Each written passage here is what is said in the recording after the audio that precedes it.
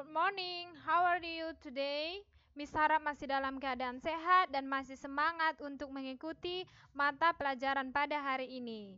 Kembali bersama Miss Novia, mari kita lanjutkan materi kita tentang menentukan dan memeriksa triple Pythagoras. Di pertemuan sebelumnya, kita sudah belajar tentang menentukan jenis segitiga melalui teorema Pythagoras. Nah, sekarang kita melanjutkan tentang triple Pythagoras. Nah, bagaimana dia tentang triple Pythagoras ini? Mari kita lihat bersama. Panjang sisi-sisi dari segitiga siku-siku seringkali dinyatakan dalam tiga bilangan asli. Tiga bilangan asli yang memenuhi persamaan pada teorema Pythagoras disebut triple Pythagoras.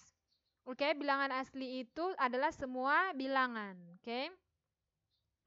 Kita menguji triple Pythagoras dengan mengkuadratkan panjang hipotenusa, yakni C kuadrat. Hipotenusa di sini sisi miring ya nak, sisi miring pada segitiga siku-siku yang sudah kita pelajari.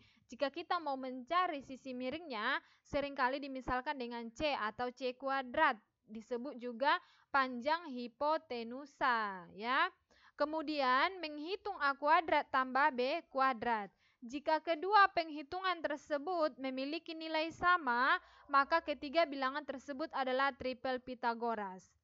Jika C kuadrat sama dengan A kuadrat tambah B kuadrat, itu disebut triple Pythagoras. Berarti ini sama saja dengan segitiga siku-siku. Ingat pertemuan kita sebelumnya. Jika C kuadrat sama dengan A kuadrat ditambah B kuadrat, itu adalah jenis segitiga siku-siku.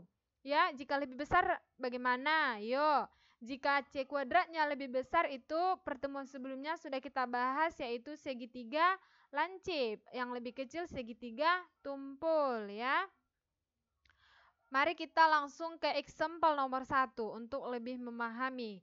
Bilangan 3, 4, dan 5 membentuk triple Pythagoras karena 3 kuadrat ditambah 4 kuadrat sama dengan 25.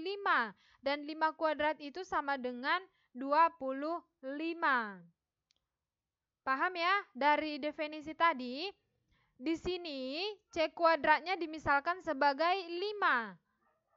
Yang AB-nya dimisalkan 3 dan 4. 3 kuadrat ditambah 4 kuadrat itu 25. Sedangkan 5 kuadrat itu adalah 25. Jadi C kuadrat sama dengan A kuadrat tambah B kuadrat. Sama-sama 25. Nah, yang mana triple Pythagorasnya, Miss? Yaitu yang 3, 4, dan 5. Triple, 3. 3 dia ya. Makanya dia disebut triple Pythagoras. Kita lanjutkan, jika kita mengalihkan ketiga bilangan tersebut dengan bilangan lain, tiga bilangan yang baru juga akan membentuk triple Pythagoras. Oke? Triple Pythagoras yang sudah kita temukan di awal, kita kalikan dengan bilangan. Misalnya, kita kalikan 3, 4, dan 5, kita kali dengan 5 ya, karena 3 kali 5, 15, 4 dikali 3, 4 dikali 5, 20, 5 kali 5, 25. Ketiga bilangan ini memenuhi teorema Pythagoras atau triple Pythagoras juga. Mari kita cek. C kuadrat sama dengan 25 kuadrat. Di sini yang sebagai C-nya adalah sudah 25. 25 kuadrat itu berapa? 625. A kuadrat, A-nya di sini sudah 15.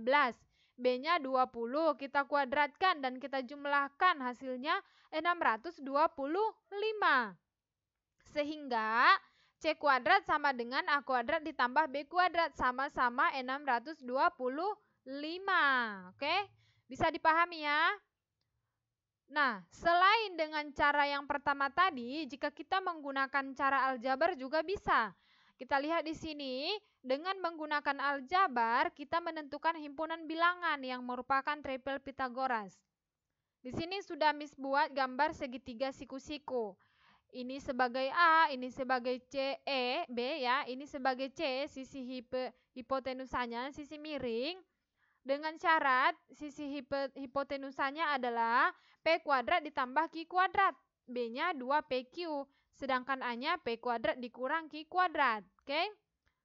Sebarang dua bilangan asli P dan Q sedemikian sehingga P lebih besar dari Q dengan syarat Ini sebarang bilangan asli, mau angka berapa terserah ya. Tetapi P-nya harus lebih besar dari Q. Contoh, jika Q-nya 2, maka P-nya harus 3, harus lebih besar dari Q ya. Oke, langsung saja kita ke example nomor 1. Nah, di nomor 1, di sini dimisalkan P-nya adalah 2, Q-nya 1. Sudah termasuk ke syarat ya, karena P-nya lebih besar. P-nya 2, Q-nya 1. Mari kita cek. Untuk sisi hipotenusanya dulu ya. P kuadrat ini tambah Q kuadrat. Maka masukkan langsung P-nya 2 kuadrat dikurang 1 kuadrat. Ini hasilnya 5 ya. Yang kedua kita mau mencek untuk A-nya, yang P kuadrat dikurang Q kuadrat. Kita masukkan langsung angkanya. 2 kuadrat dikurang 1 kuadrat. Ini hasilnya 3. Oke. Yang B, 2PQ kita kalikan. 2 dikali 2 dikali 1. Hasilnya 4. Maka 5 kuadrat sama dengan 3 kuadrat ditambah 4 kuadrat. Ini sama-sama 25. Terbukti ya, ini sama dengan 25 sama dengan 25. Nah, yang termasuk triple Pitagorasnya di sini yang mana? Yang 5, 3, dan 4-nya, bukan hasilnya ya nak. Yang 5, 3, dan 4-nya yang termasuk triple Pitagoras, 3 bilangan. Oke? Bisa dipahami ya, gampang ya. Yang masih kurang paham, boleh diulang kembali video pembelajarannya.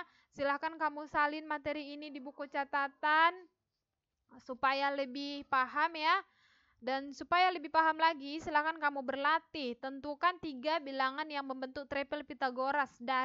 Di sini sudah misalkan P dan Q-nya. Dan syarat dari P-nya dan untuk P dan Q-nya, P-nya sudah lebih besar dari Q-nya. Oke? Jangan lupa dikerjakan, jawab dengan benar. Kirim jawabannya ke WA pribadi Miss. Oke? Tetap semangat. See you next time. Thank you. Bye-bye.